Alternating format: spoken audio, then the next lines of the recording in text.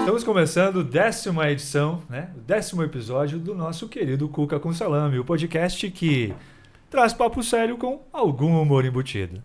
No comando desta mesa, este que vos fala, Luciano André Trevisan, e o nosso faixa preta da psicologia beltranense, Érico Pérez de Oliveira. Eu que cheguei num ápice de uma faixa amarela no karatê, esse foi o meu ápice, né? Na capoeira nem saí da corda branca ali. Você já foi mais longe que eu no karatê. Eu só tive uma. Tu ficou na branquinha ali. Fiquei na branquinha. O que me atrapalhava no karatê era a coordenação. Só isso, a necessidade de coordenação. Eu era aquele que o pessoal fazendo kata virava para um lado, eu virava para o outro. Ah, entendi. O meu problema foi mais a idade, assim, eu comecei tarde, então não deu para entrar nessa carreira de atleta. Eu comecei tarde. Mas hoje um episódio também para lá de especial, para comemorar o 10º episódio, para nós é uma vitória. Né? Pô, baita vitória. É um marco pra gente, 10 episódios. E a gente tá aqui com uma figura que nos orgulha. Orgulha todo o beltranense, né?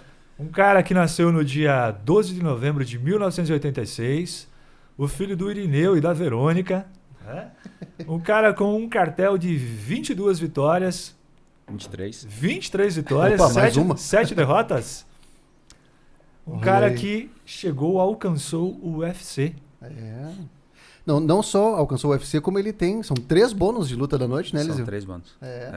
Luta da noite. No peso médio? Meio médio, ele é um dos principais lutadores do UFC. Eliseu Zaleski, Eliseu Capoeira. É. Seja bem-vindo, Eliseu. Seja muito bem-vindo, Eliseu. Que honra de ter aqui hoje, hein? Honra toda minha. Obrigado pelo convite. Cookies com salame. Cara, sensacional, acima de tudo. Gostou do nome, Eliseu? Gostei. Chega a salivar, né? Cara, bom demais, né? Tá participando aí do podcast com vocês, né? Poder contar um pouquinho aí da história, né? Da minha história de infância, da trajetória toda né, e mais importante de tudo, de um programa que é daqui da nossa região. Então, cara, aí eu fico muito à vontade. Tá em casa, né, Eliseu? Exatamente. E o Eliseu é reconhecido também por isso, né? É difícil a gente ver uma pessoa que vá tão longe, né? Que chegue tão longe quanto o Eliseu chegou, num meio tão difícil. E é um cara que preserva suas raízes, se orgulha do município dele, faz questão de divulgar Francisco Beltrão. E isso é raro e a gente admira muito. Também é uma coisa que faz o beltranense torcer muito por ele. Verdade. Mas tem um problema aqui, Eliseu.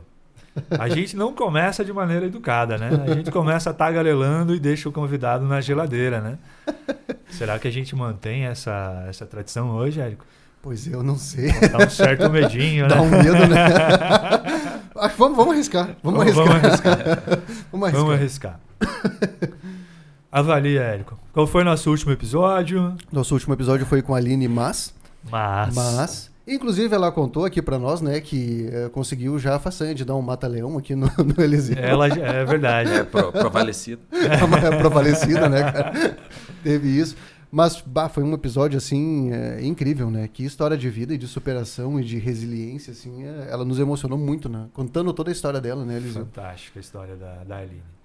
E é difícil a gente usar as pessoas como exemplo, né? Mas ela é sim um exemplo de pessoa que seguiu em frente apesar das situações que a vida apresentou para ela, né? Trouxe para ela. Ela soube seguir em frente, soube também um momento em que a vida estava batendo muito forte e que ela precisou procurar ajuda.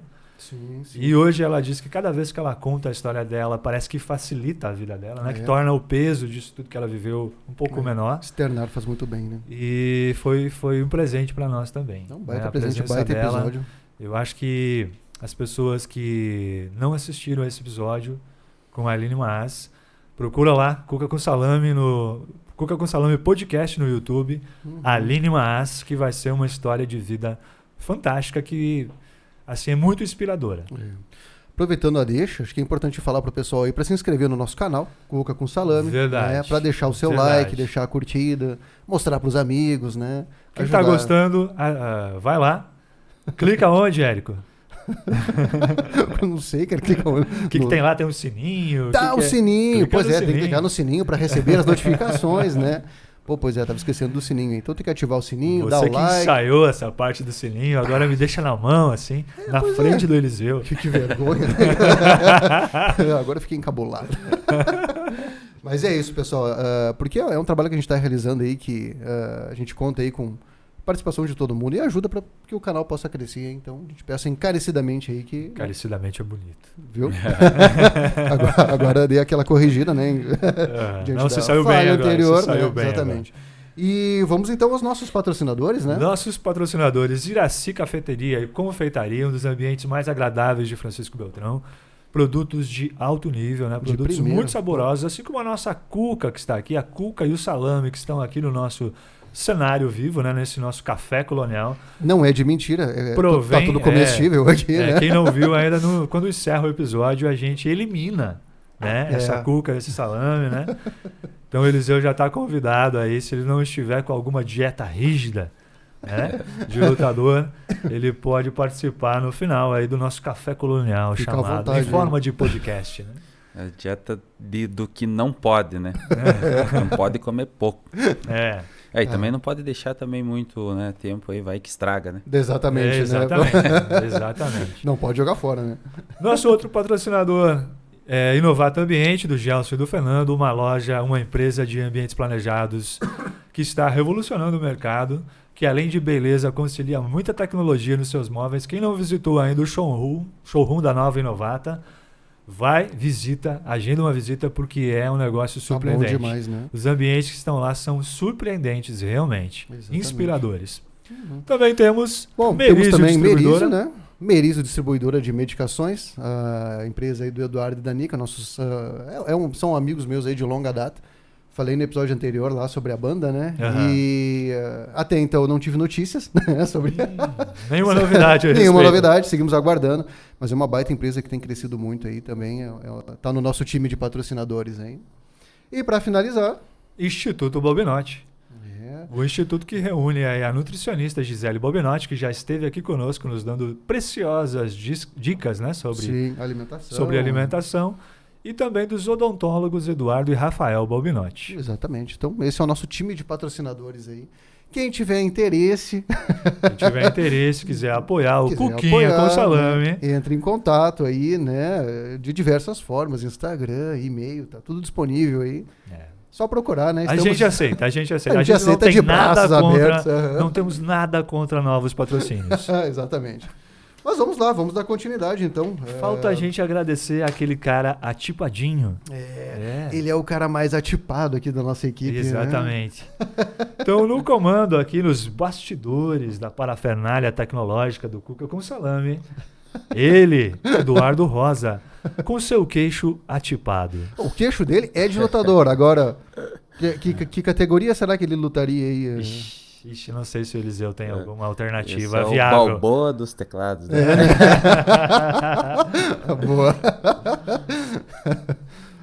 Eu acho que ele deve ser um peso cotonete. Assim, né? Boa. Um peso cotonete é boa. Mas vindo de quem vem, tá valendo. Não vai questionar. Não vai questionar. Só aceita aí. Fica comportadinho, aceita que dói bem menos. Beleza. Já tem, inclusive, tem um fisioterapeuta lá que ele é da tua categoria também, é o peso cotonete. Eu já achei um oponente pra ele. Né? Já sai uma disputa aí. Né? Boa. Vamos ler, então, para não cometer nenhum erro. E se tiver algum erro, você nos corrige, inclusive, Eliseu. Mas vamos ler o teu currículo. Que algumas coisas a gente pegou da internet. Às vezes a informação está defasada, né? Então vai nos corrigindo aí, né? Vai lá, fique à vontade.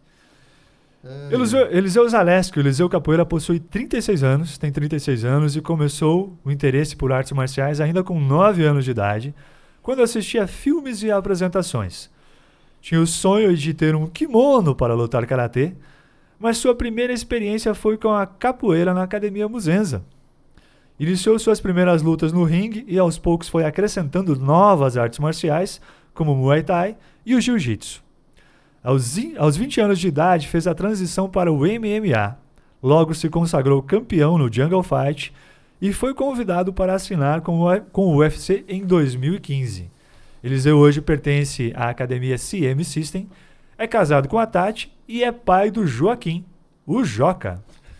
Se o Bruce Buffer estivesse aqui, ele diria It's time, né? It's time! No nosso caso aqui é It's Cuca! It's Cuca, Eliseu. Vamos começar o nosso papo. Vai lá, Eliseu. Bora lá. Qual é a primeira pergunta tradicional, Érico? Como é que tu tá, Eliseu? Tá faceiro?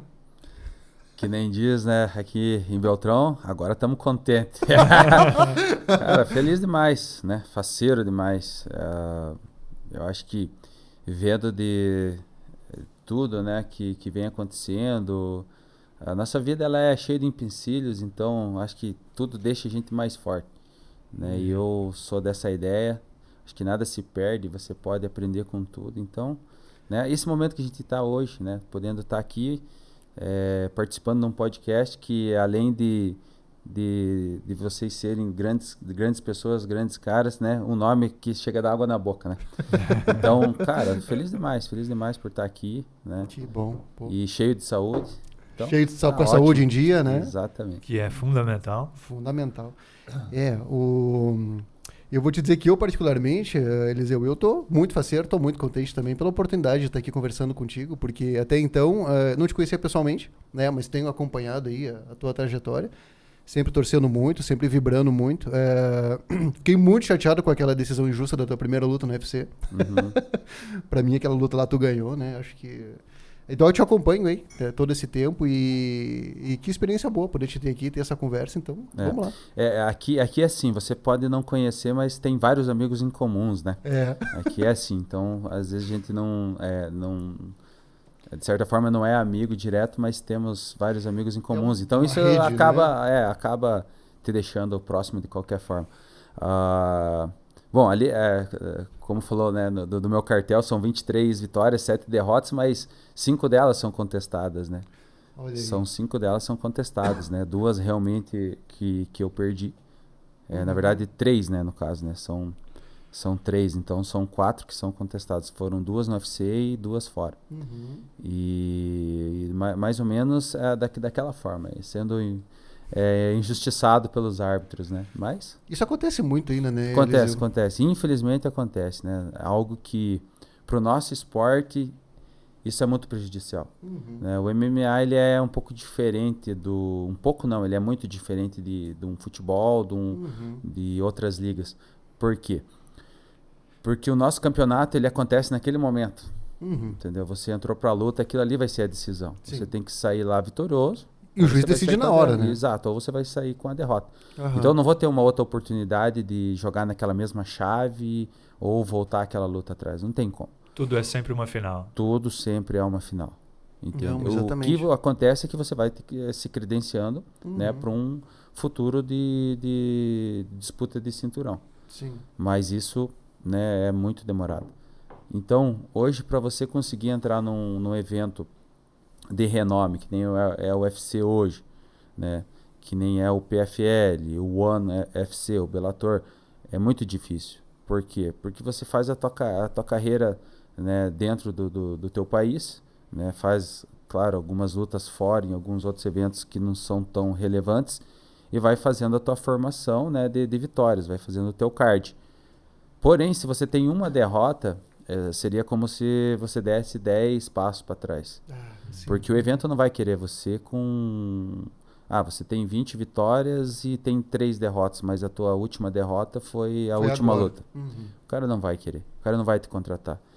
E não importa se tu for um lutador bom ou não, os caras não vão te contratar e ponto. Então esse que é o grande problema do nosso esporte. Sim.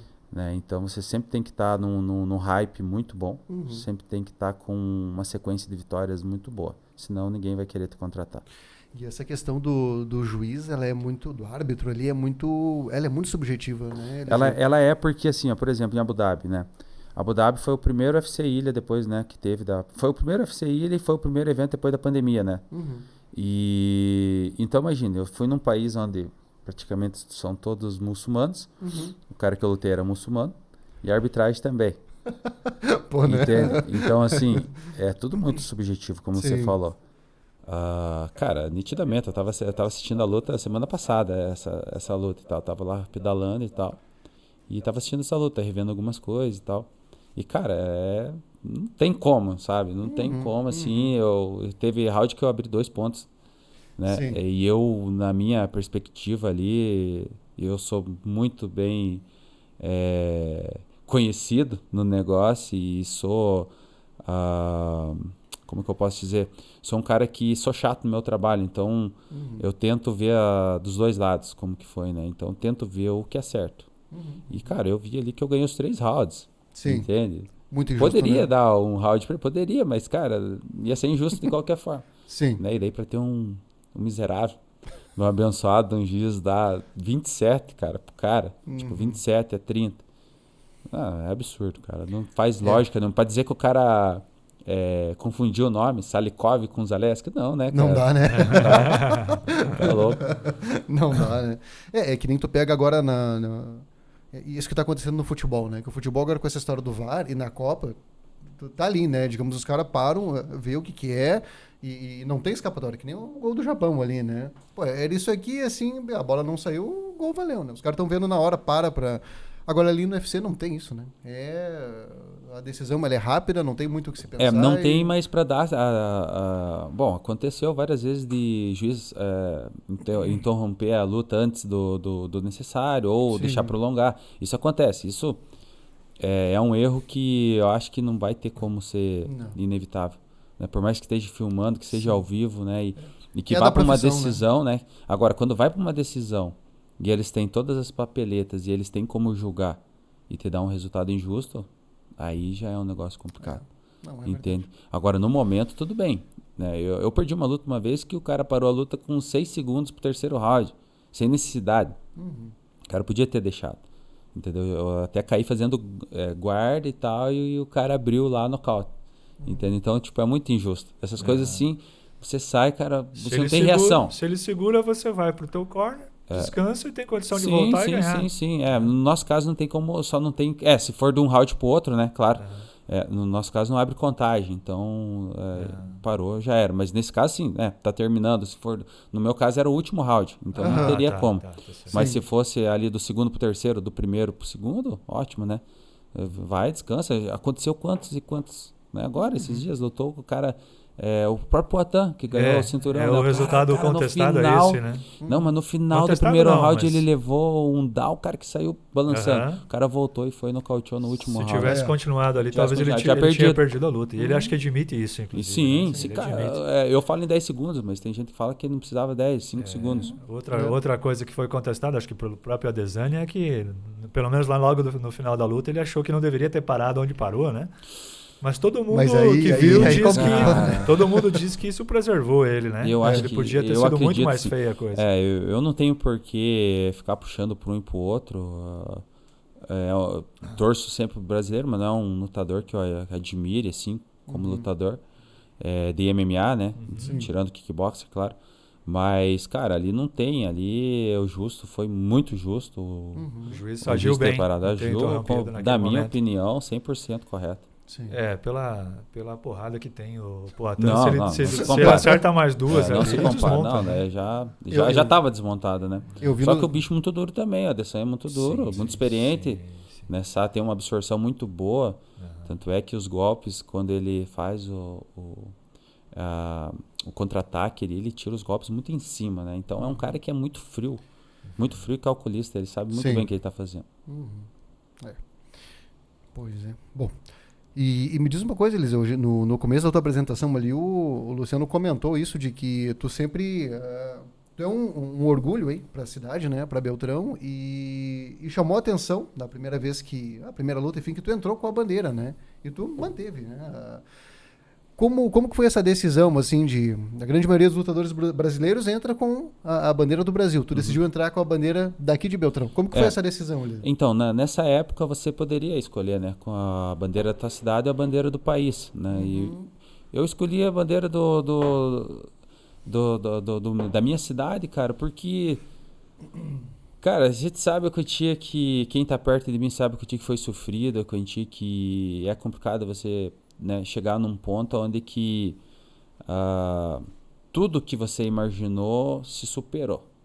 Por que se superou? Porque a expectativa, você tem um nível de expectativa, mas depois daquilo são sonhos, e sonhos são inapalpáveis, entendeu? Mas os objetivos eles são alcançáveis. Sim. Agora, quando você passa do objetivo e você vê que tu tem potencial para isso, que não importa onde você está, o importante é o que você quer. Entendeu? Não existe lugar. Cara, eu acho que eu teria, naquele momento, servido de inspiração para as pessoas, independente do que elas fizessem, no esporte área, ou trabalho. Né? E eu acho que eu fui e ainda sou uma grande influência nessa parte de estar inspirando pessoas que são de um lugar onde elas não acreditam porque não tem oportunidade, muitas vezes, de estar... eu quero ser um cantor, não tenho oportunidade de cantar e... Cara, não existe. Entendeu? O que existe é o bloqueio, o teu próprio bloqueio. Agora, dizer que outras pessoas vão te bloquear, cara, isso aí não existe, cara. Isso aí é você fazer da dificuldade uma oportunidade. Como eu fiz, e fui pra fora, e fui atrás do meu sonho. Passei muito perrengue, muito mesmo. Passei muita dificuldade.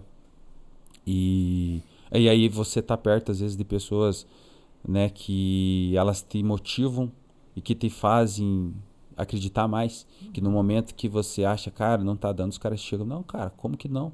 Chegamos até agora, tamo junto. E aí você vê que a quantia que você tá no lado de pessoas positivas e que acreditam no teu sonho, que vivem o teu sonho, fazem toda a diferença. Né? Então esse foi o meu principal objetivo, que era poder levantar a bandeira do nosso município lá, né, no maior evento de MMA do mundo. Né? Então tá registrado lá. Tá lá, né? Registrado e vai ficar pro resto da vida. Tá lá, né? E de fato isso também motiva muitas pessoas a se envolverem com a tua história, de torcer, de conseguir gritar junto.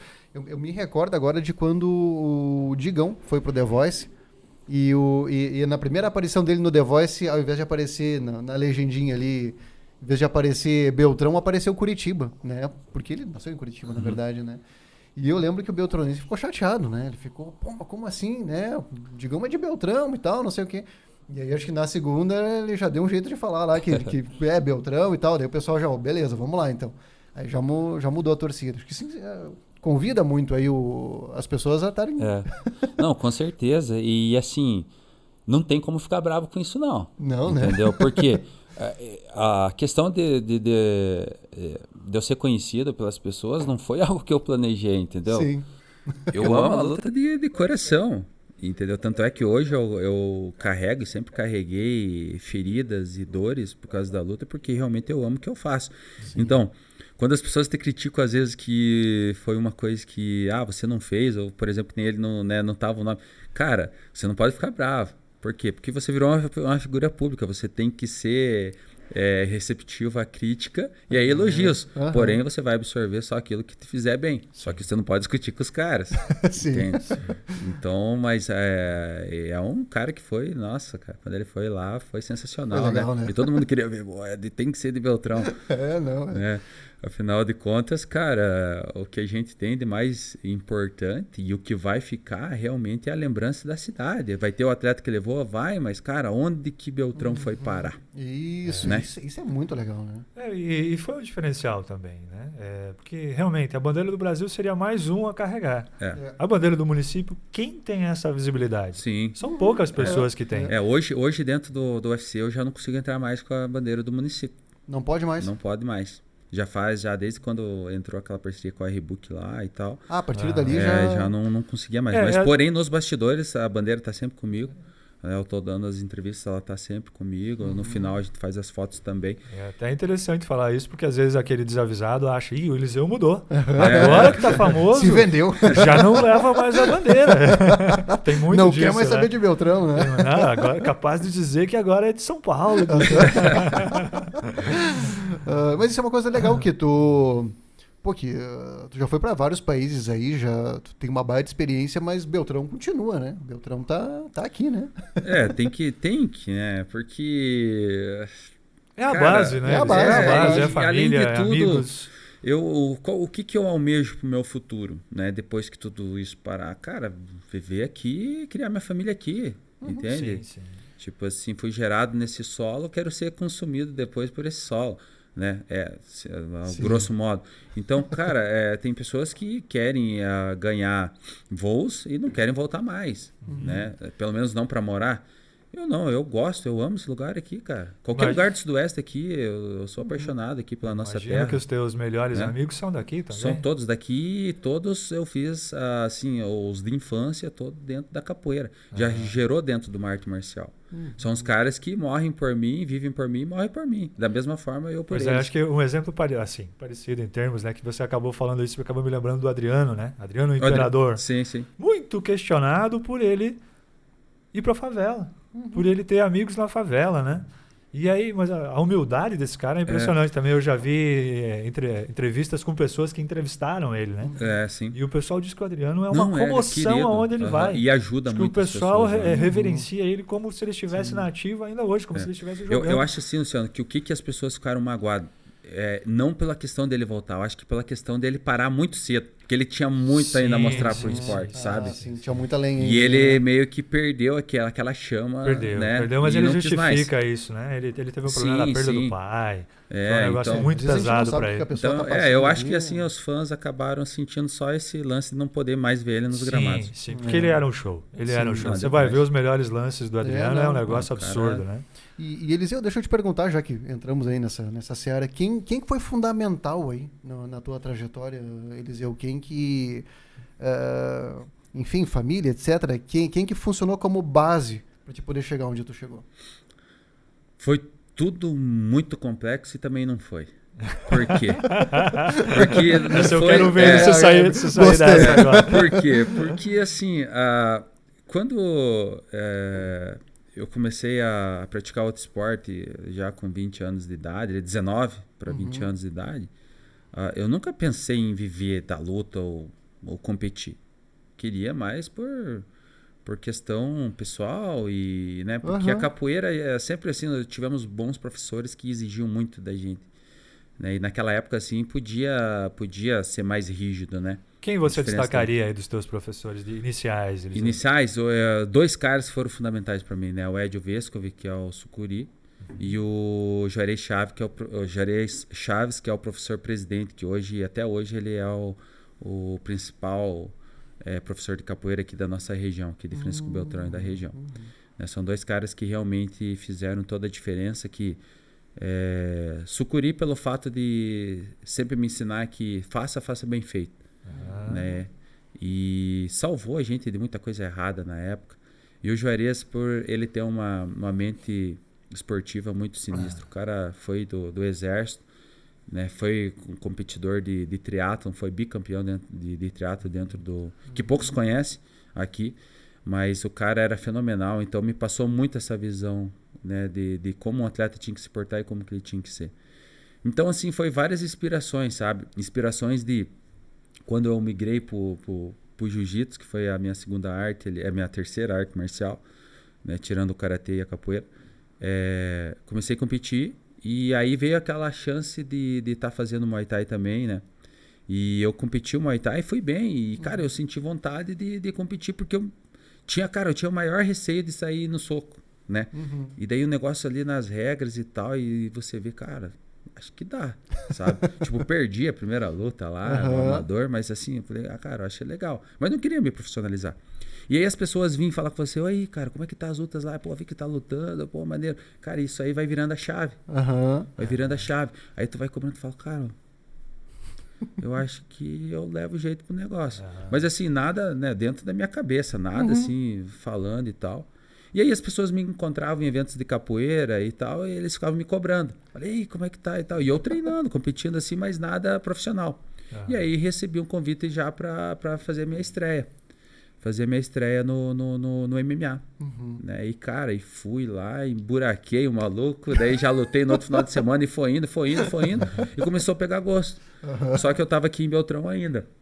Eu treinava aqui com uns amigos aqui na época, e a gente ia muito bem nas competições, cara. Sim. Ia muito bem. Né? Daí tinha um professor de fora, que era de Ponta Grossa, que tava aqui por causa do CDR e tal, que foi aberto. Era um cara que tinha esses contatos fora e começou a levar a gente para competir. Né? E a gente foi se dando bem, cara. Fomos pegando a galera ali só com o que a gente tinha. Né? E aí surgiu aí uma dificuldade, um problema particular na época ali com a minha família. E eu já tinha contato fora e me convidaram para ir morar fora. Né, para ir morar fora, para competir. Viram que tinha sangue no olho, né? Dito sangue no olho, que tinha vontade. Sim. E fui e as coisas começou a se encaixar, mas passando muita dificuldade. Não tinha dinheiro para nada, né, cara? Passar fome, entendeu? Isso é o básico, mínimo, né, cara? E daí você depender ali de amigos e tal, né? E sempre tinha um capoeirista que me ajudava, cara. Graças a Deus, assim, sempre teve alguém que sempre me ajudou em sentidos, um lugar para morar, um lugar para dormir, né? Dormia na academia, morava na academia. Mas aí sempre tinha um cara que ajudava com alimentação, alguma coisa. Mas aí para onde eu fui, que foi Cascavel, não deu certo lá com a equipe lá. Os caras acabaram me empatando demais lá e não rodou. E aí eu fazia contato com o pessoal de Curitiba, que é onde o negócio rodava. E aí surgiu a oportunidade de estar fazendo parte da CM System lá com o Cristiano Marcelo. Encontrei ele no evento lá, fizemos a amizade, trocamos umas ideias lá e ele me convidou. Fui lá, fiz uma semana de teste, rapaz, terror e pânico, cara. Terror e pânico. Pensa, na época assim, hoje, por isso que é muito doido, né? O MMA, ele evoluiu do Vale Tudo, que era o quê? Era segurar cabelo, soco na cara, chute na cabeça, no chão, né? Loucura. Né? E chegar lá, cara, pegar essa galera tudo dessa época, os bichos brabos. Os caras não eram só bons, os caras eram maldosos. Sim, eram ruins. Eram ruins. Os caras queriam... E o novato, eles fazem questão de dar uma lição eles no querem, novato, eles querem que você volte embora, entendeu? Não querem que você fique lá. Só que daí tem um ditado que o meu compadre, Felipe Silva, que é um dos meus principais treinadores também, hoje ele tá morando em Buffalo, em Nova York. Ele falava assim, cara, os caras podem ser bravos, mas nós somos ruins.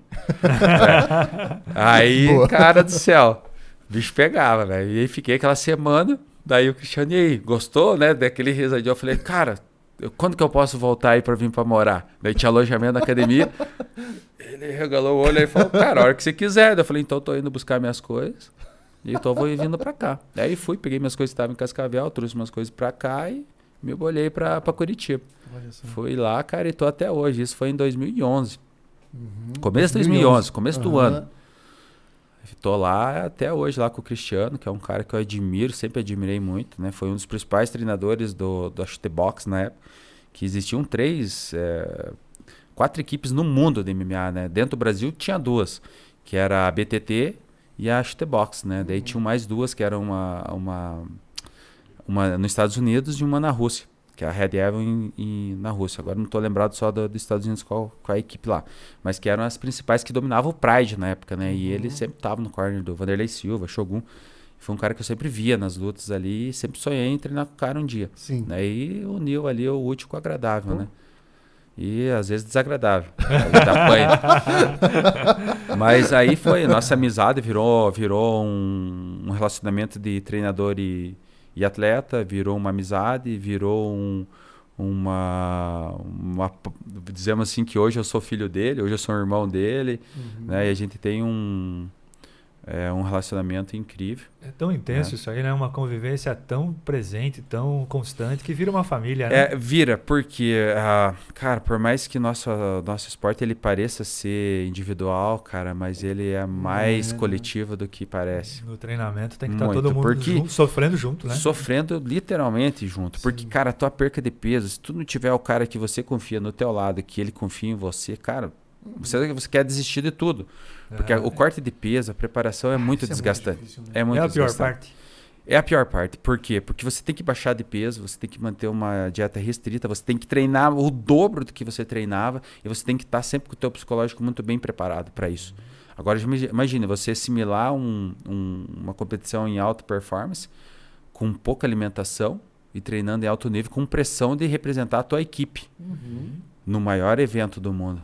Entendeu? Sabendo que às vezes você veio de revés, que a tua equipe está vindo de revés e você precisa alavancar ela. Então, cara, isso aí é complicado. Isso aí é complicado, porque é uma carga muito grande nas tuas costas. E às vezes você é o principal representante da tua academia, do teu país no evento. Então, cara, e daí começa a pesar outras coisas, que daí é o quê? É o teu município, é as pessoas, é a tua família. Né? Daí vem toda a questão burocrática, que é o dinheiro que você precisa, porque você passou perrengue. Aí vem as lesões, que sempre você está lesionado. Não tem como você competir em alto nível sem estar com alguma lesão, entendeu? Atleta profissional está sempre acostumado com a dor, né? Eles sempre. Infelizmente... Tá longe da dor. Falam assim, você não pode se acostumar com a dor. Cara, não tem como. Você dá... A única coisa que eu vejo diferente é que você sempre dá... prioridade para as dores novas. Entendeu? É só isso. Opa, essa o que muda? Não, eu vou dar prioridade para a dor mais nova. Bem ranqueada. Você acostuma com uma, mas vem outra. Você, não, vou dar prioridade para essa. Essa aqui agora é a número 1 do ranking. Tá com uma pontuação boa. Exatamente. E tem uma outra coisa que eu queria te perguntar, Eliseu, que faz parte disso que tu tá falando, que é a seguinte. É o único esporte que tu entra... sabendo que pode acontecer de tu sair desligado, né? Sim. Que tu... Exato. tu vai jogar futebol? Não, né? Um basquete... Não é a tendência. Pode acontecer, isso, né? Mas não é... Por isso que eu falo isso, Eliseu? Cara, eu acho o MMA o esporte mais completo que existe. Não tem como... Você tem que ser... Não é você saber, você tem que ser bom em tudo. Entendeu? Você tem que ser bom em tudo. Você tem que fazer a parte física muito bem feita. Você tem que fazer a parte de luta do boxe, do kickboxer, do muay thai, do karatê, da capoeira, do wrestling, da luta livre, do submisto, do jiu-jitsu. Entendeu? E a parte psicológica também, em alto rendimento, ela tem que ser... ela tem que estar né? sempre em dia. Sempre em dia. Então, cara, e daí você ter consciência que você está indo, né... para uma competição, para uma guerra, aonde você pode sim sair desligado, entendeu? Você descarta as hipóteses negativas do que pode acontecer. Claro que o objetivo é sempre a vitória, né? Não, tu não entra pensando nisso, né? O objetivo é você sempre fazer uma grande luta, aonde você se entregue 100% e você fala, cara, não importa o resultado, eu me entreguei o máximo aqui e isso aí é o que vale. Então essa sensação é melhor. Sim. Essa sensação é melhor. Mas o risco de tudo acontecer... Né? Por exemplo, como o Anderson Silva, cara, quebrar a canela. E daí um tempo depois o cara que quebrou a canela quebrou a canela também. Quebrou então, também, né? É muito relativo às coisas e é tudo inevitável, é evitável, mas tudo inevitável. É inevitável porque você não precisa entrar. Você não é obrigado a entrar. Aquele incidente do Anderson foi um dos mais ilustrativos que a gente teve. Até porque ele me parecia um cara que raramente se machucava, né? Pelo menos visivelmente. Sim. Ele era um cara que até pouco sangrava, né? Terminava sempre as lutas com a cara limpa. Assim. Aquela luta contra o Chael Sonnen foi aí ele quebra a perna daquele jeito horrível, né? Que é terrível de ver aquela cena. Sim. Inclusive eu tava lendo esses dias aí, Eliseu, que... quem quebrou a perna recentemente também foi o McGregor, né? Que também, McGregor, foi ali pra cima do tornozelo um pouquinho, né? Isso, Mas eu tava lendo ali algumas pessoas que comentam muito sobre UFC e MMA, falando que tá acontecendo uma espécie de vista grossa em relação à recuperação dele, né? No sentido de que ele não tá sendo testado em termos de doping, né? Pelo que eu entendi, ele pediu pra se retirar, né? Acho que justamente para fazer já os mas é diferente de eu pedir para me retirar para fazer um negócio desse, né? Provavelmente eu não voltaria mais pro evento, né? Pois é. Então são coisas e coisas. O McGregor tem muita mídia ao redor dele, né? Ele muita. Consegue voltar ou consegue criar um evento que vai render muito dinheiro para ele do nada, assim. Não, mesmo, na base do marketing. E mesmo ele não apresentando bons resultados, né? Porque... É como se a coisa não tivesse muito em relação à vitória dele, mas no que ele fala. Podemos ficar bravo com ele, polêmico. Né? Podemos ficar bravo com ele, o que ele fala, o que ele diz, mas ele foi o principal, se não o único atleta a divulgar o MMA moderno de uma forma... isso é verdade, né? Ele deu visibilidade. Deu muita visibilidade. Ele deu uma avalanche ali de informação e do que é o esporte. Então a gente tem que agradecer muito o cara de qualquer forma. Não, isso é verdade. E o cara é um baita lutador, né? Demais.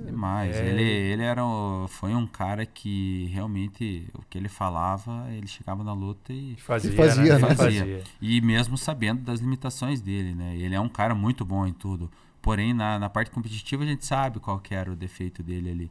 Né? Aquela luta contra o Khabib ali, a gente sabia muito bem que ele não é um cara que não se compara com o Khabib na parte de grappling, queda, né? Então, mas é um cara que é muito perigoso todo o tempo. Se ele achar um momento, ele vai buscar para finalizar a luta. E todo esse jogo psicológico que ele faz mexe muito, né? Que, acredito eu, foi onde o Brasileiro? O Aldo caiu, o Aldo, né? José Aldo.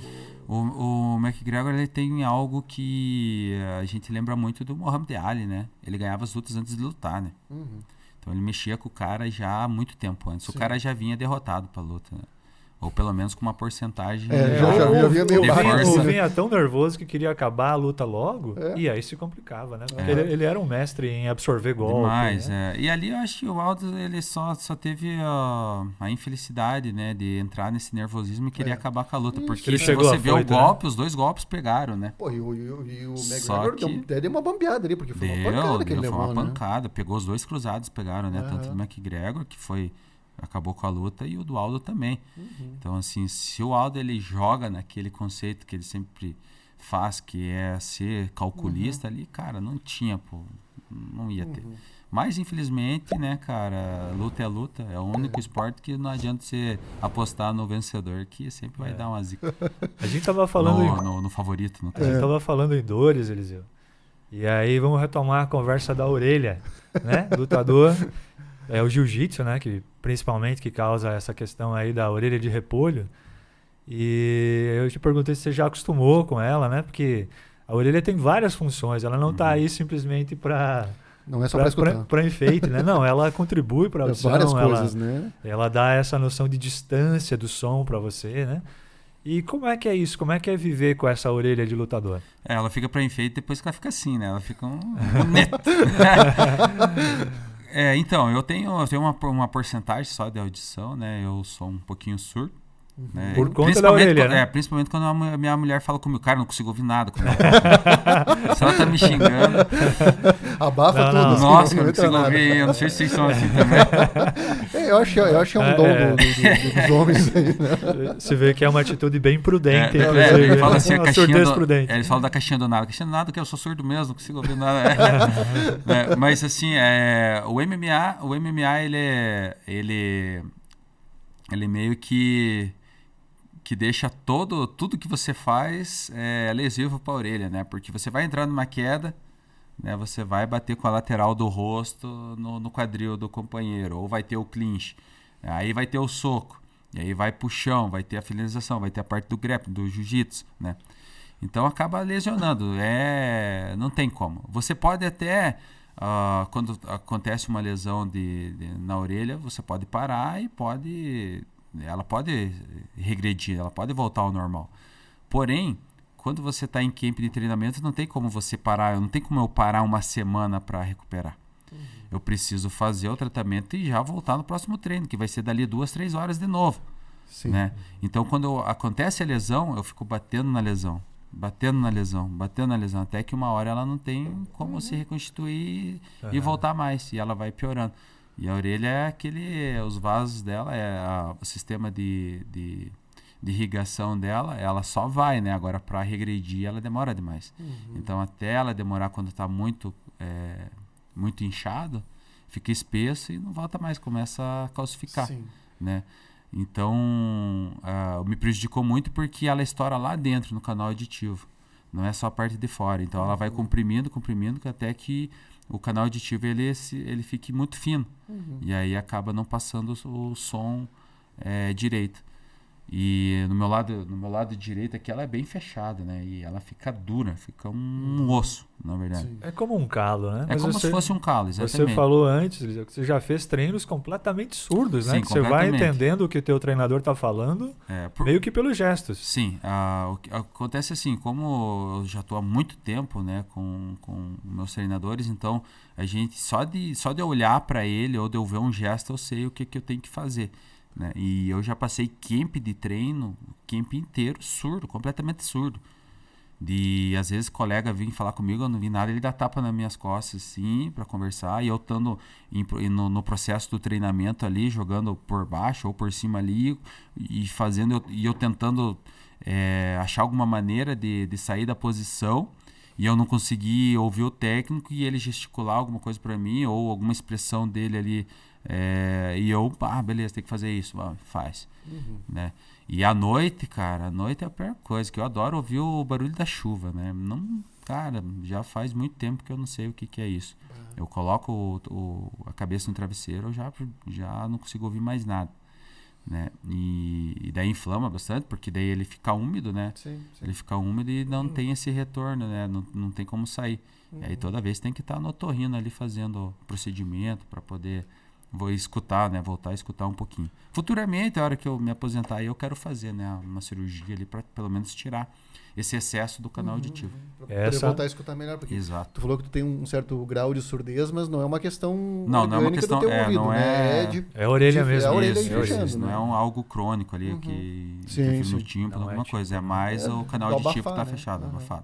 Essa é uma realidade que a gente não imagina, né? A gente sabe das lesões que acontecem, mas pouca gente acho que sabe dessa realidade dos efeitos dessa orelha de lutador, né? Mas eu assim, hoje se alguém vir me perguntar alguma coisa, o que você faria e tal, né? O que eu posso fazer para não acontecer isso? Cara, existe protetor auricular. Use o protetor. E protetores bons, que não vai... Hoje eu uso. Agora que tá assim, hoje eu preciso usar. Porque ela, mesmo assim, ela estoura. Ela vai estourando aos poucos. Então hoje eu uso já para não dificultar algum outro treino que eu preciso fazer só por limitação de alguma lesãozinha. Sim.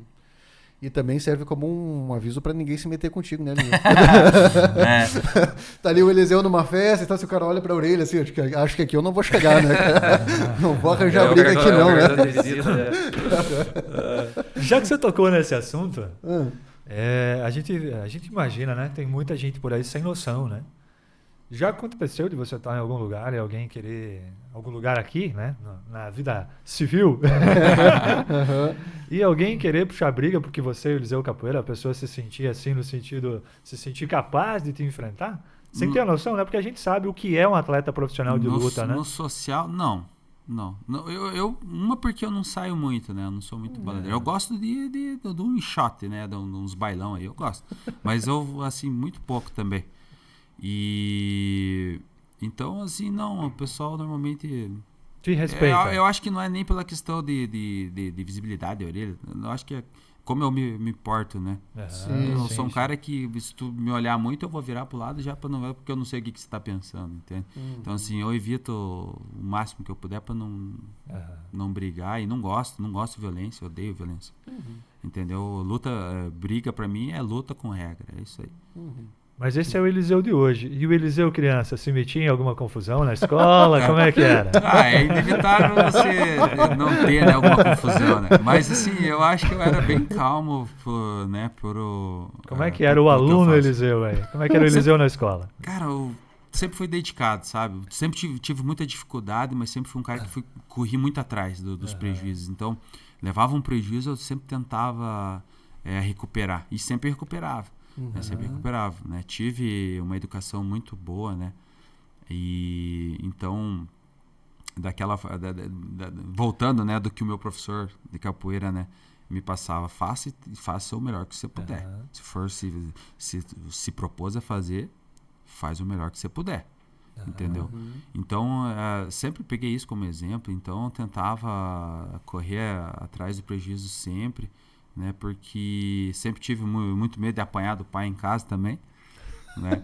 Sim. Mas assim, confusão no colégio, tinha assim, coisa de piazada, né? Não sempre tem como, mas não era um cara que procurava. Cara, eu morei praticamente toda a minha infância no interior, então a gente aprendeu a trabalhar desde cedo, né? Sim. E era daquele jeito, exatamente daquele jeito. Se fizer bagunça fora, vai chegar em casa, vai apanhar. Não tinha, entende? Então, tentava, né? Sempre estar o mais correto possível. Sim. Pois é, você destacou 2 professores teus de capoeira, né? E na escola, que escola você estudou? E colégio, escola, e se tem algum professor que você lembra, assim, hoje? Esse foi, todos são, né? Mas se tem algum professor da escola que foi, assim, que está na tua memória como alguém que fez diferença na tua vida? Eu comecei... No CAIC, estudei no CAIC até a 4ª série, primário. Aí fui pro Mário de Andrade, estudei até o 1º ano, daí voltei pro Tancredo Neves, fiz 2 anos lá, à noite já, fiz o 2º e o 3º, e aí eu fiz faculdade Na Unipar, Sistemas de Informação. Olha essa cara. Aí fiz... Olha, isso é novidade. Isso é novidade, fiz 2 anos. A gente sempre imagina uma educação física, né? Né? Não, então, não é pra mim isso. Tem um lado nerd, então, né? Tem um lado nerd. Eu senti um cheiro aqui. Antes, né?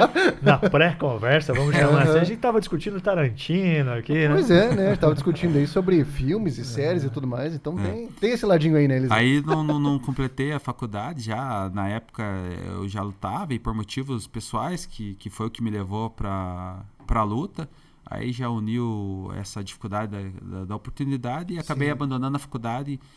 E graças a Deus que abandonei a faculdade, porque não sei o que eu seria hoje, imagina na frente do computador, né? E nosso pesão atipado ali, olha, ele leva jeito, né? Mas olha o peso do rapaz, meio quilo.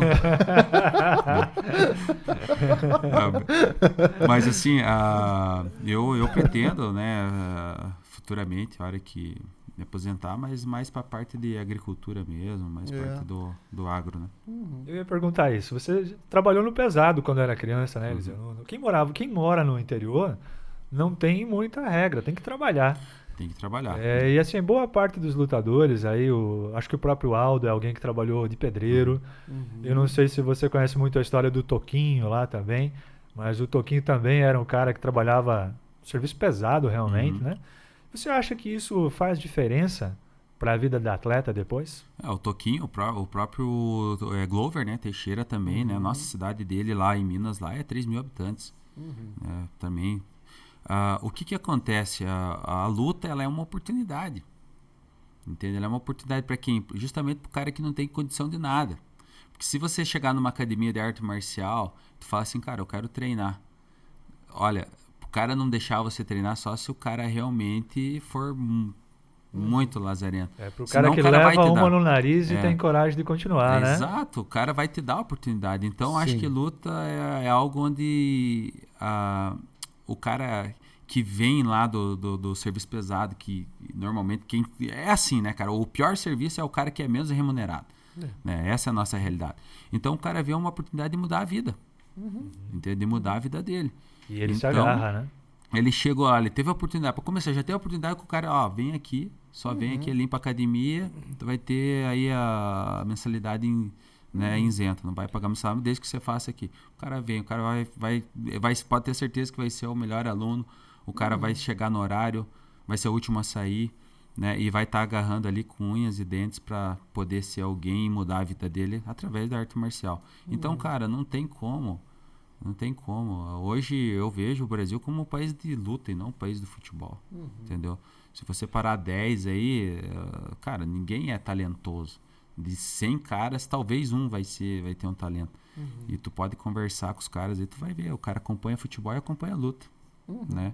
Acompanha futebol e acompanha a luta. Você às vezes não achar mais, né, simpatizantes com a luta do que com o futebol. Não, realmente ficou muito popular, né? Tem se popularizado muito. E sempre foi. Começou aqui, né? Começou antes mesmo ali com a própria capoeira, né? Mas com a família Gracie e tudo, né? Que era o Vale Tudo. Começou tudo aqui. Tudo aqui no Brasil. Né? E daí foi se expandindo. Daí acontece que lá fora os caras souberam fazer dinheiro com o negócio. Né? Entende? Souberam aproveitar. Eu acho que o interesse do brasileiro pelas lutas deve, pelo que eu lembro, começou, não que tenha começado aí, mas ganhou um reforço na época do Tyson, né? Outro estilo, claro, boxe. Mas quando eu lembro de a gente parar para assistir uma luta de boxe, que às vezes não passava do primeiro round, né? Sim. Era uma decepção, porque ele resolvia o negócio geralmente muito rápido, né? Sim. E quem tá assistindo quer um espetáculo, o lutador não, né? O lutador, se acabar logo, melhor, sai inteiro, né? Sai inteiro. Exato. Mas pra quem tá só assistindo, você quer que o espetáculo vire um filme do rock, não, né? O cara faz uma pipoca e tal. O cara quer ver vários rounds ali, né? Mas você sempre espera que vai ver um filme do rock, né? O Tyson foi o propulsor do esporte na nossa época, né? Sim, assim como foi o Ronaldinho na nossa época também, né? Rivaldo, né? Assim como é hoje o Neymar pros caras e o McGregor, né? Pra geração mais nova. Então, esses caras realmente foram, né? Eu digo que não tô nem mudando muito de assunto, mas a internet, ela nos deu a condição de você avaliar melhor esses atletas. Porque quando você tinha... Vamos pegar o Tyson. Hoje você vai ver os melhores momentos do Tyson e você consegue ver uma série de lutas em sequência.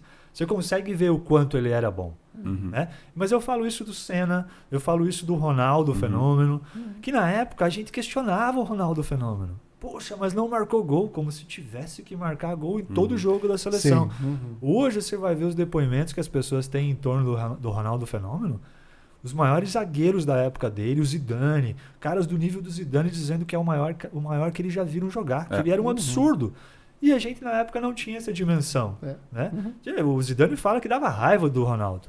Que no treino, a cada treino ele inventava um negócio diferente que eles não tinham nem noção como ele fazia. Né? E hoje, com a internet, a gente consegue ter noção do tamanho que são esses nossos atletas que a gente na época não soube valorizar. Talvez o Ronaldinho, o próprio Spider, que a gente não tinha noção, não tinha como acompanhar. O UFC sempre foi muito limitado também na questão de divulgação, né, para nós. Canal por assinatura. O Anderson ali, ele começou a ficar hypado mesmo ali já no final, já, né? Que não era tão... Não tinha essa audiência tanta do UFC assim, né? Tinha, claro, o pessoal que acompanhava, mas não era tanto, né? E ele começou realmente a aparecer ali já no final, e sabendo que ele já tinha um histórico já muito sinistro. Porque realmente, acho que quando surgiu, assim, de que, sei lá, chegou até mim e eu comecei a acompanhar... Acho que foi uma luta antes de que ele acabou perdendo pro Weidman, assim. Então, e foi a partir dali que eu tomei gosto e comecei a acompanhar mais, né? Por isso que o McGregor foi muito importante, né? Sim. Foi muito importante nessa de proporcionar, de propulsar, né? O esporte, né? Então, e aí é a internet, né? Hoje, tô aqui, eu pego meu celular, eu sei como que tá tudo, né? Rapidinho, normalmente você já vai meio que direto no que você quer saber. Sim. E automaticamente aparece alguma outra notícia de algo, né, inusitado. Relacionado. Né? Sim. Isso aí trouxe muito mais conhecimento pra gente. Né? Você não está limitado ao que os outros querem te mostrar. Né? Isso. Isso é muito legal. Isso é muito bom. E Eliseu, e aí queria te perguntar como é que foi quando tu assinou com o UFC? Como tu te sentiu? Como é que foi essa realização de quando tu conseguiu dar esse passo aí na carreira? Parecia mentira, Eliseu?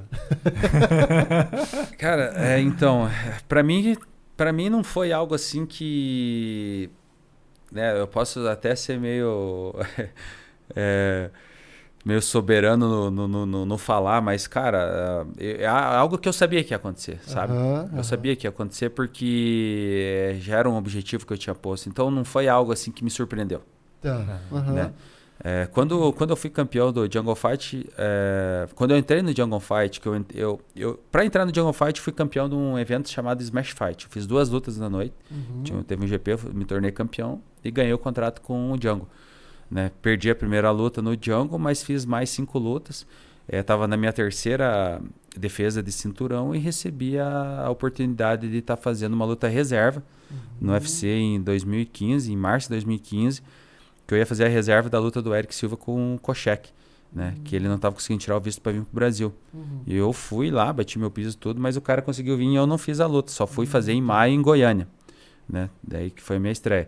Então, assim, quando eu fiquei sabendo que eu tava me preparando para fazer essa defesa, eu tava saindo da academia, tava fazendo a minha parte física junto com meu antigo treinador, Guilherme Correia, meus companheiros de treino, o Daniel, o Gaúcho, cara, sensacional. Esse cara, o apelido dele era Tyson também. Ele era reserva do titular do boxe no Brasil, até 92 quilos. Né? Daí quando ele migrou para o MMA, ele parou de fazer boxe. E, cara, recebi a notícia ali, cara, comemorei pra caramba e tal, assim, com eles, né? E eles também sem entender nada do que eu tava comemorando. Né? Eu indo pra casa, a gente morava no alojamento da CM System ainda na época. E ele falou, cara, o que foi? Eu falei, cara, tamo no UFC. Falei, ganhamos a oportunidade de estrear lá. Ele falou, caraca, velho, que maneiro e tal, blá. Aí cheguei na academia, daí o meu treinador não sabia, cara, porque daí o meu empresário na época, que era o dono do Jungle, me empresariou por um tempo dentro do UFC, me avisou. Antes de avisar ele, cara, ele ficou putão assim na hora. Tipo, beleza e tal, mas pô, por que esse cara não me ligou antes? Eu que queria dar a notícia e tal. Sim. Né? Beleza, daí foi uma festa lá com toda a galera. E quando eu entrei lá, cara, que eu coloquei meu pé a primeira vez dentro do octógono, assim, a sensação que deu foi que realmente foi um passo que eu já esperava. Não foi algo assim que me deixou confuso, alguma coisa assim que me saiu da realidade. Não. Sim. Né? Porque eu já tinha assistido já lutas ao vivo no UFC e eu vi que o que mudava realmente era só o cenário de câmeras, né, e a magnitude do evento. Mas tinha mais gente para ver, mais câmeras. Isso, mas que a realmente é a mesma. Que realmente entrar lá dentro, pelo que eu já tinha passado, não ia ser mais difícil do que você então, já estava cara, foi algo assim bom, claro, mas que eu sabia que ia ter um compromisso maior lá dentro, porque você entrar é difícil, agora você se manter dentro do evento era complicado. E, cara, as coisas foram acontecendo, fui me dedicando, fui um dos atletas da minha categoria que teve maior sequência de vitórias, né? E aí, daí tive o revés, tudo. Hoje eu tô com 12 lutas dentro do evento. E eu sei que eu posso chegar muito lá ainda. E talvez realizar meu sonho, né? Que, como eu digo, o sonho eu acho que sempre tem que ser algo que tem que estar sempre fora. Eu sou um cara que sou ambicioso, entendeu? Eu sou ambicioso dentro e fora da realidade, sou. Mas, cara, não é uma ambição de que eu preciso passar por cima de ninguém ou falar alguma... Não, é uma ambição minha mesmo, que eu sei que eu posso chegar que depende de mim, né? E eu acho que quem né, que seria de nós se a gente não tivesse essa ambição, né? Exatamente. Intervalinho? Vamos fazer um intervalinho? Bora. Então, beleza.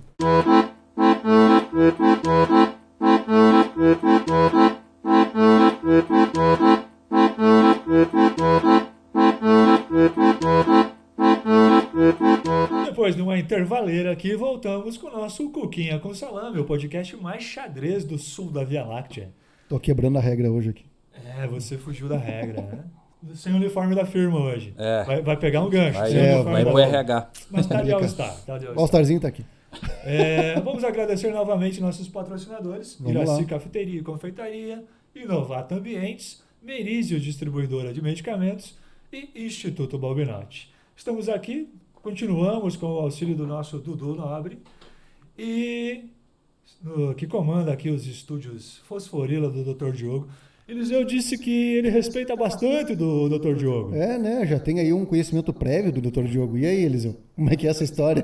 Cara, o Dr. Diogo é um cara que já conheço há bastante tempo. O único problema é que eu só vejo ele quando o negócio tá pegando. Ortopedista, né? Vamos esclarecer que ele é ortopedista. Ortopedista. Exatamente. Você então, não tem boas lembranças. Não, minhas boas lembranças é só quando ele fala assim, não vai precisar fazer cirurgia. Aí é ótimo, né? É a única coisa. Mas, o Dr. Diogo é sensacional, sempre tá me auxiliando aí também. Tive uma parceria com o instituto deles ali, né? E sempre que eu preciso, ele sempre tá me dando uma ajuda. Mas é daquele lance, é o cara que eu gosto, mas não gosto. Você gosta, mas prefere manter uma certa distância. Isso, exato. E falando nisso, assim, Eliseu, dessa parte aí do físico, né? A luta, ela é uma coisa muito da prática, assim, né? Ela é muito treino, enfim. Como que é a parte teórica da coisa? Tem um momento de estudo ou ela é mesmo mais na prática? Como é que é isso? Tem muito.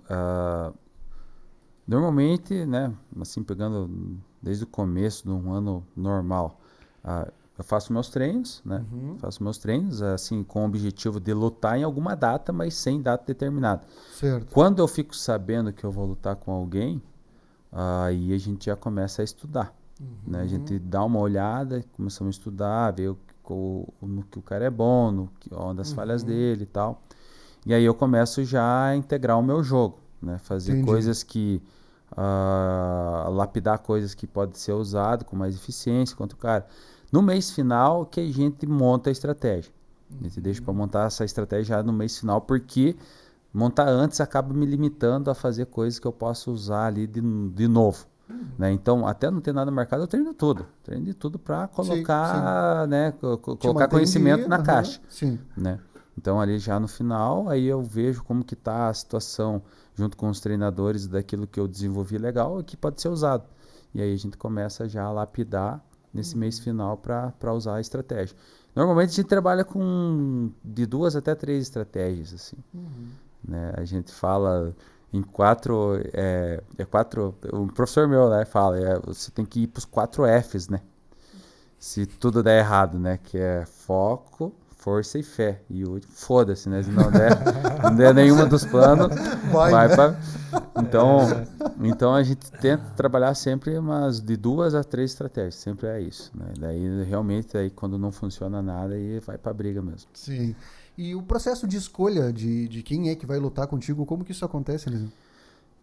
Tem um rapaz, né? São 2, na verdade, dentro do UFC, que são os matchmakers, né? Que fazem o casamento das outras. Então ele avalia teu perfil, né? Vê como que você tá vindo, a tua campanha, e te casam com um oponente que seja mais ou menos né, assim, isso falando antes de funilar já por um cinturão, né? Sim. Isso antes, porque quando já tá perto do cinturão, daí é o que tá próximo ali do ranking, né? Que eles vão, daí não tem muito o que fazer. Sim. Mas antes disso, eles acabam meio que fazendo uma comparação de estilos e tentam, né, fazer a formação ali para que a luta fique agradável, né? Sim, né? Que tem todo esse processo e também essa preocupação na parte deles. Então são 2, né? Eu acho que, se eu não estou enganado, até 84 quilos é um matchmaker. Daí de 93 a 120 é o outro cara que faz o casamento das outras. Né? E tem, acho que, se eu não estou enganado, o Cian Shelby, que é o cara que faz da minha categoria. Então ele conhece, né? Ele conhece todos os atletas e já sabe certinho já com quem vai ter casar ali para sair no soco. Mas não é tu não participou do processo de escolha, é uma coisa meio que vai vindo e... eu já, na verdade, eu já até tentei pedir algumas lutas, peço sempre as lutas, porque para mim o interessante é lutar para que esteja mais hypado, né? Porque me mantém em evidência e me credencia a um futuro disputa de título. Sim. Né? Então, eu sempre estou cutucando junto com o meu empresário, né? Que ele que faz esse pedido. Sim. Né? Então, mas já fui pouco atendido até hoje. Entendi. Você tem a opção só de não aceitar, né? Mas isso acaba sendo mas não aceitar também uma é ruim, atitude não boa. É ruim porque assim, eu até sou criticado nessa parte, porque eu acabo aceitando lutas que não é interessante para mim. E as pessoas acabam me criticando, mas eu sou lutador, entendeu? Então eu preciso lutar. Sim. Eu não posso ficar esperando pela boa vontade. Né? Quando eu estava em 11º, quando eu aceitei a luta para lutar com um cara que não era ranqueado, isso aí foi uma escolha minha. Eu podia ter falado, não vou lutar, eu vou esperar um que seja melhor ranqueado. Eu falei, não, vamos atravessar o mundo, vamos lá no outro lado, vamos lutar. Né? Então, tudo questão quando você está num patamar, você ter essa escolha. Eliseu, qual é vamos chamar assim uma expressão estranha, mas qual é o teu adversário dos sonhos? O cara com o qual você queria lutar, você quer lutar? O meu adversário dos sonhos é quem tá com o cinturão. Não importa. Certo, não, mas isso é uma questão de resultado, né? Mas assim, o cara que você talvez admire, talvez ache que é um grande desafio, ou que tem uma história que você respeita muito e talvez você quisesse lutar com ele. Existe isso ou não?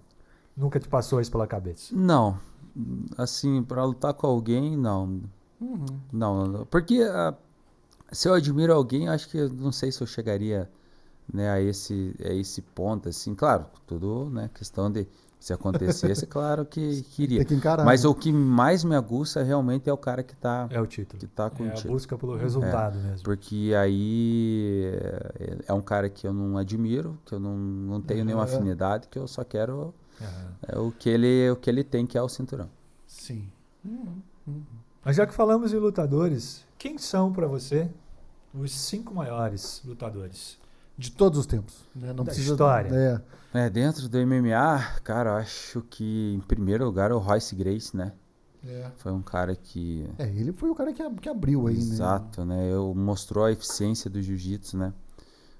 Royce Gracie.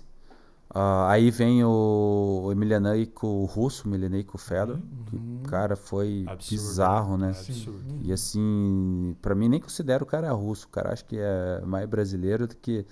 O cara é humilde, assim, tudo, né? Cristão também. George St. Pierre, né? O canadense. Sim. Foi um cara absoluto, ruim, chato de ver as lutas do cara, mas foi excepcional como atleta. Maurício Shogun, Né, que sou muito fã. É um cara que eu tenho contato com ele também, a gente conversa, às vezes até pelo Instagram. Quando ele que eu vejo ele vem conversar comigo. É sensacional, cara. Não tenho o que falar, eu sou muito fã dele. E um cara assim que muitos criticam e tal, mas foi um cara que foi para mim muito importante na época que eu tava na transição ali de querer mesmo continuar na luta ou não, e eu ver os outros caras e tu se motivar, foi o próprio Vitor Belfort, né? Assim, vendo ele como atleta, não como pessoa, nada, como atleta. E daí tem muitos, né, cara? O meu próprio Cristiano Marcelo, para mim, foi o cara que me inspirei muito, foi um grande atleta, além do grande técnico, foi um grande atleta, né? Hoje minha maior inspiração são eles, são meus colegas de treino, cara, porque você vê o quantia que é sofrido, né? Você tá ali todos os dias correndo atrás de um sonho, de um objetivo. Então são os caras que me motivam. E assim, Eliseu, o que tu diria que seria o teu momento mais marcante da tua carreira hoje? Qual é o principal highlight aí da tua carreira? O que tu colocaria em primeiro lugar? Cara, do que aconteceu, acho que do que aconteceu foi essa... Quando eu conquistei ali a minha 7ª vitória, sabe?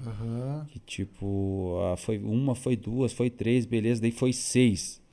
Aí foi 7, eu falei, cara... Né, acho que tô indo bem, né? E foi algo... Acho que eu levo o jeito. Não, e foi tipo, pô, eu fiz a minha 7ª vitória, o cara não me deu um soco, cara. O cara não conseguiu me acertar um soco, foi rapidinho, ganhei do cara. Então, assim, até então... As coisas vão acontecendo e você sabe que é para aquilo, mas você sempre está se provando. Pô, será que é mesmo? E daí a vida vai te mostrando que você é mesmo para aquilo. Sim. Entende? Então, cara, acho que a 7ª vitória foi algo ápice, que é difícil, que poucos conseguiram e foi muito marcante, claro. 7 consecutivas não é para qualquer um aí, né? Tem aquela... Não sei se essa é a 7ª, mas teve uma luta que tu ganhou ali, foi com uma joelhada voadora ali. É esse o nome do golpe? Sim, foi uma joelhada alternando voadora, né? Isso, foi em São Paulo essa luta. Pô, essa aí foi que golpe, hein? Foi mais cinematográfico, digamos assim. Foi, e a luta não tava boa pra mim. Tipo, o primeiro round foi foi ruim. Que encaixou. Ali foi no segundo round já, né? Primeiro round ruim. O cara me agarrou, minhas costas lá tava ruim de fazer as transições de posição, mas minha parte de defesa é boa e foi rodando, consegui sair e tal. Aí dei uns pega nele lá, de porrada lá, ele já entrou meio atordoado no segundo e eu consegui programar, né? Porque é daquele jeito, é estratégia, você trabalha uma estratégia, ela não deu certo, você já tem que... No segundo eu falei, não, vamos... Meu treinador falou assim, cara, vamos fazer ele errar agora. Vamos fazer ele errar, a gente tá mais forte, ele tava... O que acontecia? Quando eu jogava pra um lado, ele quebrava pro outro. Cara, era nítido. Aí quando eu fiz, você pode ver que eu jogo à esquerda e ele sai pra direita. E daí no lado eu troco e pega o lado direito. Acerta em cheio, né? Pega em cheio. Então, tipo, é tudo muito rápido. É milésimo de segundo que você trabalha. E foi e os reflexos tem que ser... Tem que estar em dia ali, né? É assim, né? Normalmente, né? Eu aprendi, cara, vai dar uma entrevista, pensa rápido e fala devagar. Na luta, não. Pensa rápido e age rápido. Se tu parou pra agir, é o momento que você pode estar sofrendo a consequência. Mas assim, o Eliseu até que, apesar de você valorizar bastante a capoeira, né, Eliseu? Até a gente, antes aqui da conversa oficial, nós perguntamos para o Eliseu qual é o estilo que ele mais gosta, que mais diverte ele, né? Não necessariamente é o que se pode usar na maior parte do tempo numa luta profissional. Você usa a capoeira, você falou antes pra gente que o estilo que você mais gosta é a capoeira. Você consegue colocar alguns momentos de capoeira numa luta oficial? Consegue. Já coloquei vários, na verdade. Mas como você falou, são situações. Você não consegue usar a capoeira no contexto geral. Né? Até porque capoeira cansa muito. Né? Você tá aí, jogar aí 40 segundos de capoeira, você tem que estar muito ativo, muito bom. Então imagina, a luta são 5 minutos. Como que eu vou ficar ali fazendo floreio em cima do cara? Não tem como. Sim. Então eu uso de todas as artes, eu tento usar o que realmente ela vai funcionar e no momento certo. Ou pelo menos tentar fazer no momento certo, né? Claro que nem sempre pega, porque o cara também tá esperto, o cara não vai dar um alvo parado. Mas já cheguei a nocautear já com golpe de capoeira, eu fiz uma armada, adaptei uma armada da capoeira e nocauteei um oponente, isso no Rio de Janeiro. Só não tô lembrado do ano que foi, mas um cara que vinha bem ranqueado e, cara, conseguimos ganhar. Então é tudo questão de situação, é tudo questão de oportunidade e situação. Nem sempre a luta permite golpes tão cinematográficos quanto foi essa joelhada, né, que você acertou. Exato. Mas eu já vi você comentando alguma coisa sobre luta, dando conselhos a pedido de um entrevistador pro Michel Pereira, que é um cara muito cinematográfico, eu acho, nas lutas dele. A gente chega a achar ele meio maluco por fazer tudo aquilo. Eu acho muito perigoso, né? Sim, o que você pensa daquele estilo que ele usa? É um estilo que ele adotou, né? Ele é um cara que faz muito bem aquelas loucuragens dele lá, né? Mas, assim, eu não faria aquilo, né? Tanto é que meu estilo é um pouco mais agressivo. O estilo dele é mais... pirotécnico, né? Pirotécnico. Né? Tu pode ver que quando ele vai mesmo assim pra trocação, ele já é um cara mais limitado. Ele se abre muito. Mas quando ele coloca esse jogo... Cara, ele fica complicado. Dá muito certo, entendeu? Dá muito certo. Por quê? Porque você não sabe o que vem. Agora, quando ele se fecha para fazer uma trocação, ele fica um cara muito visado, fica com muito alvo. Agora, o cara adaptou um jogo para ele que é excepcional. Chamou muita atenção aquela luta em que, se eu não me engano, na pesagem, o cara dá um tapa nele, né? Tapa. E aí, durante a luta, ele marca que vai só dar tapa e ele acerta uns tapão mesmo no cara. Ali foi uma das poucas lutas, assim, não que ele não levou, mas ali realmente ele tava com raiva do cara. Sim. O cara fez... Pô, o cara foi desrespeitoso. Foi muito desrespeitoso, entendeu? E tanto é que o cara, ele surrou o cara dos 3 rounds só dando tapa no cara. Né? Foi um vexame para aquele cara. Aquele cara lá. Ele humilhou o cara. Essa situação, inclusive, é meio curiosa, Eliseu. A questão da encarada antes da luta. Aquilo é uma coisa séria ou é mais teatro? Eu levo a sério. Eu levo a sério porque eu não gosto de atleta, né, cara? Então, ainda mais de luta. Eu não sou amigo de atleta de luta, né? Principalmente na minha categoria. Porque toda hora a gente pode se bater, entendeu? Eu não quero bater num cara que eu gosto lá dentro. Melhor se não gostar. Essa estratégia é boa, né? Quanto menos gostar, melhor. Eu sempre deixei muito claro isso. Não tô falando que eu não vou faltar com respeito jamais, mas a questão amigo, falei, cara, não. Respeito e tal, mas amizade, sim, dentro do âmbito atlético, não. Só tem esse respeito. Então, na encarada ali, encarada é pra valer. Por isso que eu coloco sempre a mão na frente do rosto, porque se o cara vir empurrar alguma coisa... Tu já tá pronto ali. Tô pronto, né? Esse negócio de ficar ali... Não funciona. Mas nós ficamos sabendo aqui, nós temos o nosso CSI, né, Luciano? A gente tem o Cuca com Salame Information aqui, e nós ficamos sabendo que tu tem um golpe secreto, que raramente tu utiliza, mas que te ensinaram aí. É um golpe chamado estronca galinha. Se for para demonstrar que seja no Érico. Eu não quero saber na prática. Como é que é a história do estronca galinha? Cara do céu, isso aí foi muito louco, cara. Eu tinha vindo numa luta, eu acho que eu tinha perdido essa luta, se você tem ideia. Eu tinha perdido. Daí eu cheguei no mercadinho da minha madrasta lá e daí chegou o cara muito louco, ó. Falou, cara, tu tem que usar aí um golpe que eu aprendi na época do Kung Fu. Ó, você coloca o dedo aqui, ó, e tal, e isso aqui se chama estronca galinha. Cara, não tem. Tu pegou o cara não vai, não tem como ter, não tem reação. Trava o músculo do cara, trava. E eu contei isso aí, cara, pro Zulu, que era meu antigo técnico, cara, foi um sarro, velho. Foi um sarro. Mas assim, daí todo mundo ali saiu de perto do cara e só eu ouvindo ele conversando, mas tava legal a conversa, né, cara? Tava legal ali, ele me passando os golpes e tal, daí ele me apertando. Cara, eu tudo doido da luta ainda. Aí contei a história pra eles lá no Semi-System lá e pegou esse negócio. Pegou a história do estronca galinha. Não, tu imagina, tu tá vindo de uma luta, atleta de alto rendimento, e daí tu tá ali, o cara chega, eu tenho um golpe secreto pra te ensinar, que é uma dedada no sovaco, né? Top, mas isso que é o belo, sabe? Porque quando você tem esse acesso para as pessoas, cara, eu acho legal. Claro. Porque você aprende de tudo, sabe? No mais ruim você vai se divertir. No máximo é isso, né? Entendeu? Eu acho que o que não pode acontecer é ser desrespeitoso. Nem da minha parte, nem da parte do cara. Isso, perfeito. Entende? E assim, antigamente, eu era bem mais receptivo a essa questão de vir ali e fala. Eu não sou receptivo hoje, assim, o cara vir e ficar me tocando demais. Eu tô com 36 anos, cara. Tenho minha família, sabe? Então, assim, cara, tá numa conversa legal, beleza. Não tá mais interessante que começou a passar do nível, beleza. Entendeu? Então, acho que, né? Tu fica meio sacudo em certo ponto, sabe? Claro. Porque cara, você... às vezes o cara nem te acompanha. Entendeu? Nem te acompanha. Daí teve uma oportunidade, daí, né? Daí fica chato. Mas, assim, nunca foi, pelo menos que eu me lembro, respeitoso e sempre tô aprendendo. E isso aí do cara, tipo, eu até fiquei pensando, eu falei, cara, legal, né? Depende da posição. Posso usar, né? Eu falei, mas ó, esse aqui é o Stronca Galinha. Eu falei, caraca, velho, não que o nome é muito bom, né? O nome do golpe é fantástico, né? Sensacional. Eu gostaria de saber como foi criada essa expressão, né, cara? Aonde que inventaram isso?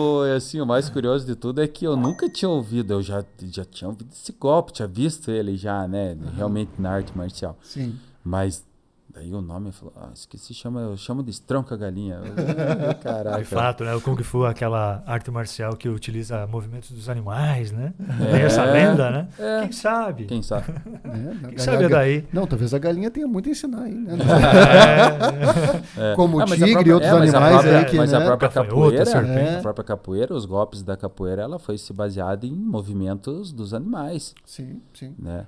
Nos movimentos que os animais faziam. Então ela foi criada basicamente nisso. Então faz todo sentido. Ou queira ou não, os animais eles agem pelo instinto, né? Ainda mais quando são animais silvestres. Tudo. Sim. E Eliseu, fugindo um pouco agora dessa parte do profissional, assim, conta pra nós quem que é o Eliseu quando não tá treinando. O que tu gosta de fazer? A gente já sabe que os filmes aí Parece que de filmes ele gosta. Acho que de filme ele entende. Mas e quem é o Eliseu quando tá em casa, quando tá com os amigos, quando tá fora do trabalho? Cara, o Eliseu é um colono, cara. eu sou o legítimo colono, capiar, né? Que nem falam lá fora, né? Tô mexendo com a terra, tô fazendo minhas coisas, né? E sou um cara família, sou um cara amigo, mantenho minhas amizades desde o começo. O mesmo caminho que eu trilhava antigamente, eu trilho hoje, né? Acho até curioso as pessoas falam assim, cara, que tá sumido? Eu falei, cara, quem tá sumido é você. Eu tô fazendo a mesma coisa. Tô na mesma rotina, tá ali. Quer me encontrar, é essa rotina, não tem erro. Então é esse cara que preserva sempre as amizades, né? Que é filho de colonos humildes que me criaram numa umidade onde você tem que respeitar as pessoas, ser educado com as pessoas, né? Que ainda existe, né? Essa tradição de que você é em segundo lugar, primeiro é o mais velho, né? Então é isso que eu tento passar também pro meu filho. E, cara, é o cara de família, é o cara que tenta viver a cada momento junto das pessoas que gosta, né? Porque, afinal de contas, como a gente tinha conversado antes, depois que tudo isso, esses holofortes, que eu me aposentar como atleta, vai ser aqui que eu vou viver e vou criar minha família. Vou continuar minha vida. Né? Então, esse é o Eliseu. É o cara daqui do Sudoeste mesmo, raiz, e que espero que a história que ele deixar sirva de muita inspiração para os próximos. Eu gostei bastante dessa resposta do colono, porque assim, eu acho que é uma coisa da qual a gente tem que se orgulhar. A gente vive numa cidade, numa região que cresceu em torno da agricultura, né? E Francisco Beltrão tem muito isso, tem a coisa da feira livre, que todo mundo vai lá. Eu acho que a gente consegue ser uma cidade que combina o desenvolvimento urbano com respeito pelo nosso lado colono, que a gente é. Eu também, apesar de não ter trabalhado na roça, assim, mas eu valorizo muito isso. Sim, não, com certeza. Trabalhei na brincadeira quase só para poder ir nadar nos açudes dos meus amigos. Eu ajudava, né? Mas não é que eu vivi na roça, mas até trabalhei. Mas eu acho que a gente é uma cidade que sabe valorizar isso. Para mim, inclusive, a Feira Livre que acontece no Calçadão é uma prova disso. Que todo mundo vai lá. Né? Tá lá o deputado, tá lá... Enfim, do cidadão mais desconhecido ao mais famoso está lá na Feira Livre. Exato. Faz de todos um só, né? Exatamente. Não é tratado de forma diferente. E realmente o que faz eu me sentir bem é isso aí, entendeu? Porque Cara, eu chego, eu vou conversar com alguém, com algum colono, alguma coisa. Cara, os caras, eles são humildes demais de coração. Entendeu? Eles não precisam ser nada além daquilo. Então a gente tem uma conversa de igual para igual. E eu adoro isso, sabe? Eu gosto disso. Acho que, claro, cada situação você tem que estar se nivelando, mas existe um nível onde você se sente melhor. E esse é o nível que eu adoro, cara, que eu gosto, porque eu sempre falo que são duas pessoas que falam comigo que não existe maldade, não existe papas na língua, nada. Que são crianças e idosos. Eles não têm mais... A criança, ela é pura de coração, entendeu? Então ela vai falar, se você é feio, se você é bonito. E o idoso, cara, ele não tem mais nada, entendeu? Assim que cara, já viveu muita coisa, já viu, ele sabe que o que importa é o agora ali. Então, se ele tiver que te xingar, se tiver que te falar, ele vai falar. Ele é mais sincero. Entendeu? Ele é sincero. Então, são dois níveis, assim, que é sensacional, cara. Sim. Mas uma coisa que chama muita atenção no Eliseu, e que está presente na tua resposta, e que conversando um pouquinho contigo já fica muito claro e muito evidente, como Eliseu é um cara do bem. Entende? Como nós estamos trazendo assuntos aqui, digamos assim, nós levantamos algumas bolas que tu poderia ter daqui a pouco, por exemplo, criticado o McGregor por conta de alguns elementos aí, né? E não, tu é um cara do bem, tu é um cara que traz, assim, a maneira como tu te posiciona e a tua resposta, ela é, digamos assim, sempre muito, muito humilde, muito, muito positiva. E, pô, isso aí é algo que provavelmente tu aprendeu aí em casa com os teus pais, é algo que tu tá reproduzindo, tá transmitindo pro teu filho. Parabéns por isso. Isso o filtro tá em cada um, né? Você só vai levar pra tua alma, ser receptivo a coisas boas ou ruins se você quiser. Agora você tem que ter consciência disso. Sim. Né? Porque as palavras, elas ferem, os gestos, eles ferem. Né? Mas vai até o ponto onde você vai deixar isso te influenciar ou não. Né? E, cara, a gente apanha tanto na vida, literalmente apanha. Né? Sim. Que você vê, cara, que certas coisas não precisam ser relevantes, entende? Mas também não precisa ser desrespeitoso. Entende? Perfeito, Cada um tem sua caminhada. Eu acho que é acima de tudo, a educação e respeito.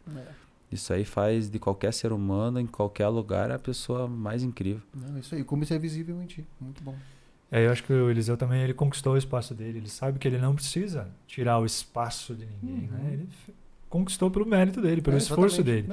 Então a gente vê muita crítica, muita coisa, mas geralmente são pessoas que acham que precisam do espaço do outro, né? Bem isso. Eu assim, não... como a gente tinha comentado antes, quando vira uma figura pública, você não pode ficar bravo com opiniões, né? Porque, cara, o meu esporte, ele depende de pessoas para assistir. As pessoas pagam e assistem. Mesma coisa que qualquer outro. O esporte, ele é isso. Né? Então, agora, a partir do momento que você acaba passando por cima dos outros ou fazendo algum mal, eu acho que isso daí já não é algo bacana. Não é algo bacana. Né? E eu fiz e ainda faço porque eu gosto. Entendeu? Eu tive sucesso e ainda tenho muita lenha para queimar. Eu acredito nisso. Né? E vou correr atrás disso enquanto Deus me der saúde, me der a oportunidade e abrir as portas para mim. O que eu planejei para minha vida, eu vou correr atrás. Entende? Por quê? Porque eu quero sentar um dia, futuramente, o dia que a gente conversar novamente, isso daqui uns anos, falar, cara, valeu a pena. Valeu mais a pena. Entendeu? Valeu mais a pena. Por quê? Porque, cara, você construiu, colocou como objetivo e foi atrás. Se der certo, não der, cara, só dá o sangue pro negócio. Entende? Então... E falando nisso, quais são os planos para o ano que vem? Pro ano que vem, a partir de março, acredito que eu esteja lutando novamente, mas o meu camp já começa agora em janeiro. Né? Tô resolvendo já minhas coisas tudo aqui no Sudoeste já para tá com a minha cabeça 100% focado nos treinos novamente. E acredito já que temos aí uma previsão no mais tardar para final de março, começo ali de abril, já tá voltando ao octógono 100%. Pô, que legal, hein? Já tem aí quem é teu possível adversário ou ainda não? Não, ainda não, porque a não ser se a gente cogitar alguma coisa e realmente for atendido, mas eu acho que não. Eu acho que vai ser mais ou menos faltando 3, de 6 a 3 semanas, como eles fazem, né? Eles deixam para avisar muito em cima, assim, já pelo fato de que eles acabam deixando para avisar, para pegar o cara meio de surpresa, porque se tu começa muito tempo o camp antes, acaba tendo lesões e o camp ele é lesivo pra caramba, sabe? Né? Então eles acabam deixando para avisar em cima só para já fazer a última lapidação e tal. Mas acreditei que logo já vamos ter alguma notícia boa. Que bom. A gente torce muito pelo Eliseu. Muito, pô. Ele realmente nos representa. Mas vamos retomar, dar o contexto de por que o Eliseu não está lutando já há alguns meses, né, Eliseu? Houve um problema de uma acusação de doping, né? E isso te levou a uma suspensão de 1 ano, né? Foi em abril? Foi. Na verdade, eu fui testado em março desse ano. Teve uma contaminação num suplemento alimentar que o meu fisiologista tinha me passado. E, cara, já faz 9 anos já que eu faço suplementação nessa farmácia e apareceu uma substância que é proibida. E, eu até, fico dando risada meio sem querer, porque, assim, os caras se negaram que tinham feito a manipulação para mim. Foi constatado que deu a contaminação, porque a contaminação é o seguinte: se eu pego uma cápsula aqui e faço o teste, e eu pego outra cápsula e faço o teste e elas dão muita diferença de conteúdo de uma para outra, já é nítido que ela é uma contaminação. E os caras se negaram que até a cor da cápsula não tinham sido eles que tinham manipulado. Né? E foi, cara, gastei uma grana, cara, para fazer os exames, porque eu tava tomando, na época, eu acho que eram 10 suplementos, e eu mandei 6 para teste. Eles pediram 6, eles fazem um algoritmo deles e mais ou menos batem, né? Porque 2 daqueles suplementos eu tinha mandado manipular. E os meus suplementos manipulados são os que tem mais risco de contaminação. Né? Porque se você pega um suplemento industrial, uma proteína, um BCA, ele vem aquela quantidade ali e ele tem um lote. Sim. Então eles fazem quando você manda fazer o suplemento manipulado, é um só. Você não vai pegar 2, 3 potes do negócio. Né? E deu lá, cara, essa contaminação por osterine, que eu nem sabia o que era, depois que fui pesquisar para ver, nem para começar, nem muda nada a performance. É um negócio absurdo lá, que as meninas usam para perder peso, para ficar fit, né? Sim. E aí foi provado, foi para laboratório, tudo certinho, e os caras falaram que não. Então tá um processo agora rodando para cima da farmácia. Já fui testado novamente, já 5 vezes já, de novo. Né? Eu tenho já uns 30 e poucos exames antidoping. Cada passo é capaz de estar aqui os caras baterem aqui para fazer o exame. Estão sempre em cima. Tem um rastreador no celular. Então, cara, tô com a minha consciência limpa, entendeu? Sei o que eu fiz, né? Sei que não fui culpado. Fui punido de uma forma que eu achei injusta, né? Me dá 1 ano por uma coisa que não tem relevância. A gente viu agora há pouco tempo aí um cara que caiu com DHT, que é um estimulante hormonal. O cara pegou 6 meses, americano. Então, isso é coisas assim que eu não entendo. Sim. E acontece só com a gente isso, cara. Então, fui punido de uma forma indevida, né? E, cara, eu vou provar, já provei. Entende? Agora é só questão de... Até essa notícia só saiu porque eu levei a público. Que eles não queriam levar a público. E eu, uma conversa com meus treinadores e com o meu empresário, eu falei, cara, vamos explanar por quê. Porque todo mundo quer saber por que eu não estou lutando mais. E vamos colocar a situação. Sim. Entendeu? E a gente acabou daí soltando na mídia tudo, né? Qual que foi a situação. Certo. Senão até hoje não teria saído, mas eu acho que não é justo para quem me acompanha e tal. Até porque, né, não foi algo que foi culpa sua, então, né? Tem problema. E o Eliseu diz assim, hoje eu falo rindo, né? Mas tem um peso muito grande isso, né, Eliseu? Porque pro lutador é a vida dele, é a luta, né? Daí que tá o ganha-pão dele. Tem exatamente por causa disso. Eu dependo da luta, se eu não lutar, eu vou ter que fazer outras coisas, entende? Vou ter que fazer outras coisas. Outras coisas que eu digo assim, não é questão atlética. Cara, eu dou seminários, agora final de semana eu estava dando seminário em Sorocaba, Aí eu tenho um aulão agora final de semana em Curitiba, tenho a graduação da minha academia, eu vou para Curitiba, aí vou para Cascavel. Então assim, mas não é o que eu quero. Sim. Entende? Não é, eu quero treinar, eu preciso treinar, eu preciso competir. Esse é meu foco. Sim. Entendeu? E não é dando aula, vivendo de alguma coisa da luta. Não, agora enquanto eu posso estar queimando cartucho e posso usufruir da minha vitalidade como atleta, eu preciso fazer isso.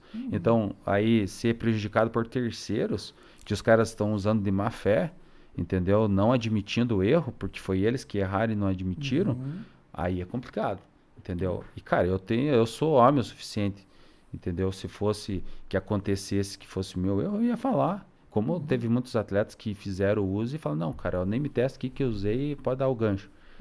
Entende? Tanto é que fui submetido a fazer outros exames e fui logo depois já não tinha nada. Como assim? Se fosse o negócio fosse crônico, uso crônico, teria caído. Né?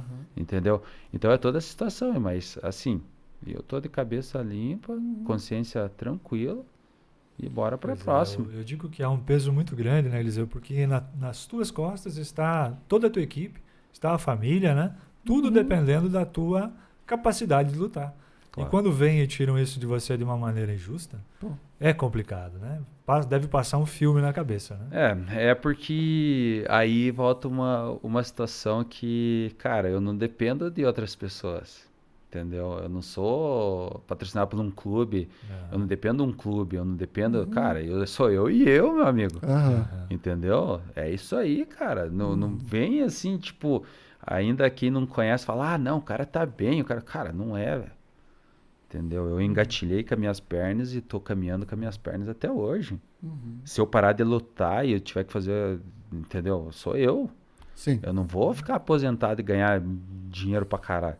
Não é assim, não, né? Não é, cara. Entendeu? A luta, ela é justa em certo ponto, mas ela é muito injusta nesse caso. Entende? Então, quando você é prejudicado literalmente, cara. Literalmente. Em tudo. Que brabo, né? E aí, Luciano? Pergunta final? Pergunta final, vamos para a bundinha? Vamos para a bundinha da Cuca? Mas eu acho que a gente tem uma, ainda não é a final, tem aquela, o caminho, né? Uma pergunta sobre o que o Eliseu recomenda para quem tem o interesse de se tornar um lutador profissional, né? Qual é o caminho? Qual é o conselho de alguém que já saiu, digamos assim, né, Eliseu, do interior, de onde parecem não haver perspectivas para você chegar onde chegou, mas você conseguiu chegar na elite mundial desse esporte. Qual é o caminho? O que você recomenda?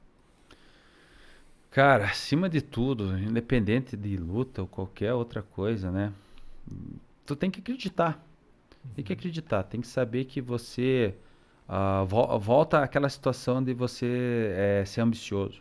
Seja ambicioso com você mesmo e explore o máximo que você puder. Se supere a cada dia. Não tem horário, não tem dia ruim. Não existe dia ruim. É acreditar. Você tem que seguir em frente e saber que você tem 2 braços, 2 pernas e é cheio de saúde e você pode conquistar qualquer coisa no mundo. O mundo está aí para ser explorado. Eu nunca esquecer das tuas origens e nunca esquecer daquilo que te fortalece, que te fortaleceu. Porque quando você se pegar lá na frente em uma dificuldade e às vezes você vai estar no topo, entendeu? Você vai estar no topo, o que vai te manter vai ser aquilo que você construiu lá atrás, as tuas raízes. Então é acreditar, cara, superar cada dia. Supera cada dia, porque as oportunidades, elas às vezes passam despercebidas. E você não pode deixar ela passar. Entende? E se não tiver oportunidade, construa ela. Se ela não passar, construa. Da mesma forma como eu construí. Saí daqui, fui atrás, entendeu? Nunca deixei de retornar para minha terra. Sempre vim aqui beber a água do marreco para revitalizar. Entendeu? Então, cara, eu acho que é o principal de tudo. Acredite.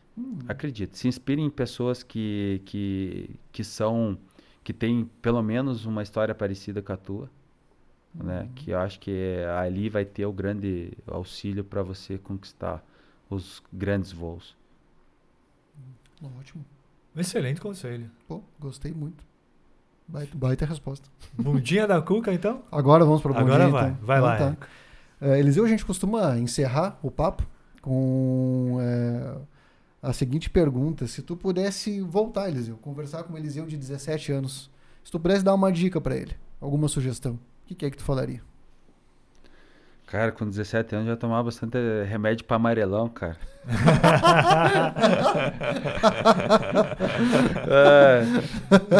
Só entende. A charopada. Cara, eu acho que a dica que eu daria para ele é, cara, segue em frente que esse é o caminho. Entendeu? Não tá nada errado. Eu acho que qualquer outra coisa que eu fizesse diferente, eu acho que eu não ia ser tão feliz, cara. De verdade, independente de tanta coisas complicadas que eu passei na minha carreira. Mas não deixaria de passar por essas situações. Porque a minha vitalidade daquela época, ela é diferente de hoje, mas aquela vitalidade eu usei para passar aquela situação e superar. Sim. E agora o que eu tenho é a que eu preciso para passar as próximas. Então, cara, era simplesmente vai em frente, cara. Dá um tapinha nas costas e vai. Ótimo. Pô. Que papo agradável, hein? Olha, eu tava pensando justamente isso, né? Você falou que o Eliseu é uma pessoa do bem, né? E a gente, apesar de... Eu até já tinha encontrado com ele no jornal, mas enfim, aquele tumulto. Sim. O dia que o Eliseu foi no jornal, inclusive, tava um CMEI lá visitando, ele foi muito gentil, fez foto com as crianças, foi muito legal. A gente até sente orgulho quando tá lá, recebe muita visita de escola e tal, é uma coisa que a gente gosta de fazer no jornal.